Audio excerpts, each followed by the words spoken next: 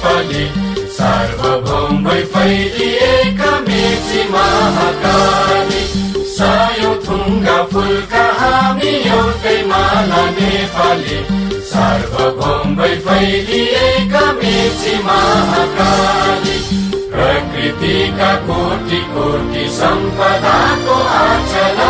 वीरहरूका रगतले स्वतन्त्र अटल ज्ञान भूमि शान्ति भूमि तराई पहाड हिमाल अखण्ड यो प्यारो हाम्रो मातृभूमि नेपाल बहु जाति भाषा धर्म संस्कृति छन् विशाल